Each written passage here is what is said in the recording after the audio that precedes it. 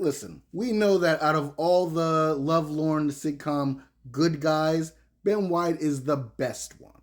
Ben Wyatt is the guy that all those other guys think that they are. But here's how I feel like it would go if Ben actually met those guys and talked and interacted with them. Here's how Ben and Ross would meet. Ben would be taking a trip in NYC, sitting at Central Park, eating a sandwich, taking in the park, and then Ross would sit down and just start unloading all his women problems because that's who Ross is and he thinks the world revolves around him. And so he goes and tells Ben all the horrible stuff about how everybody's mean to him and how nothing is his fault. And then he asks Ben what he thinks, and then Ben's like, "No, it's you.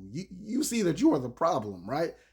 Everything that you have said, you have caused.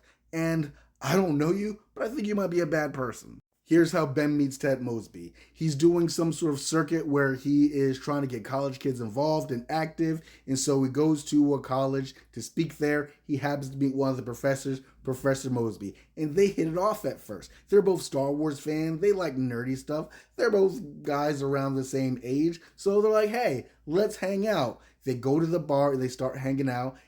And as the friends show up and he sees how Ted interacts with his friends and how Ted interacts with women, he's like, "This is not the place for me. I'm not going to tell you how to live your life, but maybe you want to think about getting it together." And then he would leave. During this whirlwind trip across America, for some reason, Ben is in downtown LA watching a movie, and in the movie theater while it's playing, he gets into an argument with Nick.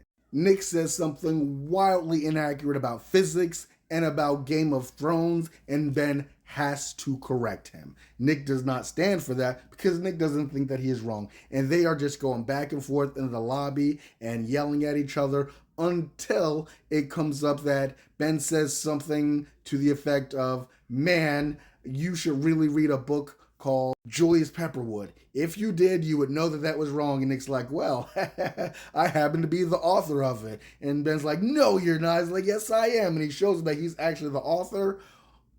All the animosity goes out the window. Ben is talking about how much he loves the book. All the little details that nobody gets. And Nick's like, "Yeah, I put those details in there too." So you get the reference to Twilight, even though he's never seen Twilight. You get the references to Game of Thrones. Again, he's never seen Game of Thrones. He takes Nick out for a beer. They become best friends forever.